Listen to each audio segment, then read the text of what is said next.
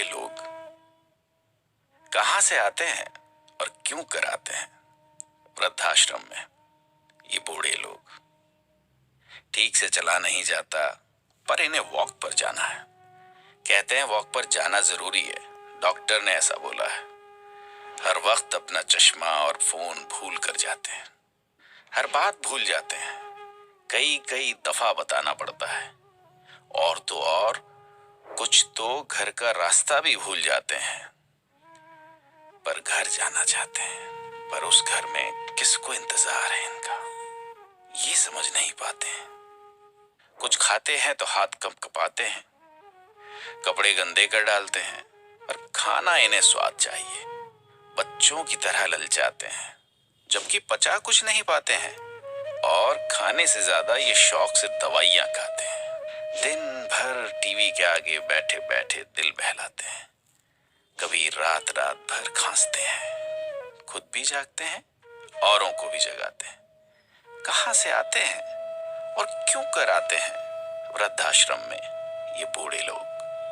अरे ये तो वही है ना जो कभी बस की तरफ लंबे लंबे कदम भरता हुआ भागता था और कहीं रिक्शा नहीं करता था कि किराया बच जाए तो शाम की सब्जी आ जाए। अरे ये तो वही है ना जो रात को हमारा बस्ता चेक करते थे कि कहीं हम कुछ भूल तो नहीं गए। हमारा सबक कई कई बार याद करवाते थे कि कहीं हम कक्षा में पीछे न रह जाएं, बड़े होकर डॉक्टर इंजीनियर बनकर नाम कमाएं। अरे ये तो वही है ना जिन्होंने चैन से बैठकर कभी दो वक्त खाया नहीं, हमारी फीस की चिंता में रात रात भर सोई नहीं, कभी अपनी पसंद का कुछ पहना ओढ़ा नहीं। अरे ये तो वही है ना जो हमारे बीमार पड़ने पर रात रात भर सराहने बैठकर कभी छाती मलते थे तो कभी सिर पर ठंडी पट्टी रखते थे और पूरी पूरी रात आंखों में बिता देते थे।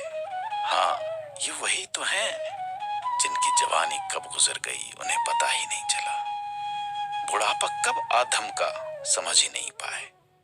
अब जब वापसी का वक्त आया तो एहसास हुआ कि कभी खुद के लिए भी जिए होते तो अच्छा था, खुद को भी कभी वक्त दिया होता तो आज यूं अफसोस ना होता।